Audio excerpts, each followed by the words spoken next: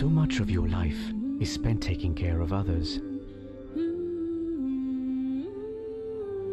showing love in ways no other could. Now it's our turn to show you how much we care. Introducing LANKA from Mobitel, a special package for women with a free life insurance cover up to 500,000 rupees. LANKA, empowering women today for a secure tomorrow. Mobitel, we care always. If you're looking for a leasing company to make your wheels go round, with fast, friendly and hassle-free service, together with flexibility and the best interest rates in town, let us show you how we can make your world go round. People's Leasing Company. We're the #1 in leasing because pleasing people is our #1 priority. So welcome back to the show. We now continue with our exclusive interview with Rohit Khosla of the Taj Samudra. Now Rohit, our current traveller, wants to know how green a destination is. They no longer just come because there's cultural attractions or whatever that there is. And, you know, they want to know sustainable consumption practices, etc., which is very good. So, while sustainability is very important to any industry, where the tourism industry is concerned, how does one ensure sustainability? Is it actually a game changer in the long run? I totally agree with you. Sustainability is definitely going to be a game changer. It is now and more so will be in the future. I think if you look at the way the tourism industry is now looking at itself here in Colombo, in Sri Lanka, is everybody is very concerned about sustainable practices. Most organizations, large organizations, are got into programs that ensure sustainability. There are people who are helping the industry to ensure that there are sustainable practices. You know, it's such a beautiful green country. You can't allow it to be messed up, and so therefore this is a movement that is only growing.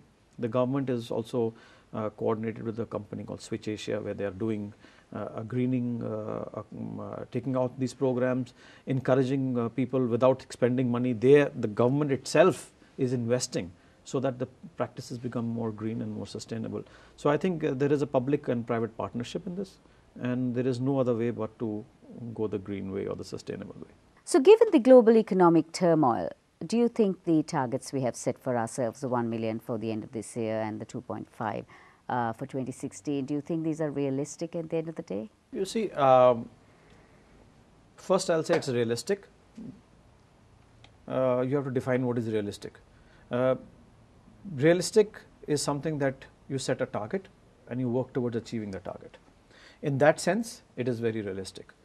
There are while you are on a 5-year plan, there will be certain environmental things that will go wrong. Maybe the Eurozone will happen, maybe economies or natural disasters and calamities may happen. These things they will happen, and tourism is very, very fragile in that sense and gets impacted first when anything like this happens.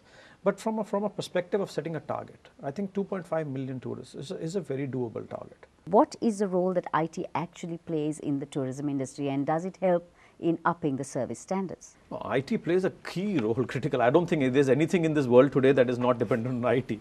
I think even a love affair is dependent on the internet. so I think IT is very, very, very, very key to our growth and development of the tourism industry. Everybody in this today's world is connected. So therefore, Wi-Fi connectivity or internet connectivity for people who are traveling to Sri Lanka is going to be very, very important. But having said that, that's only one part. That is what the guest wants. But look at it as a business enabler. Today, distribution channels, internet-based booking systems, internet-based whether airline, hotel, tour booking systems, these are very, very important. Today, we are seeing a great growth in online bookings. People are so savvy. They're sitting in New York and they are surfing. They're surfing the net and they know exactly how far Gaul is from Colombo. So internet today not only is for the consumer, but it's also for the business. It's a business enabler, and therefore, like I said, whoever is going to capitalize on it is going to make a killing in the future. What about preferential pricing, Rohit? Do you agree with this, where the tourist pays a different rate, whether it's for a cultural attraction, for tourism attractions, or even for hotels, and the residents pay a different rate? Well, this is something that most governments battle with, and in my experience, having worked in different parts of the world, I can tell you that it's only the really developed economies that don't do this preferential pricing, because this is basically done for promoting domestic tourism. I don't think you can say that it is preferential or differential pricing. It is done to promote local tourism.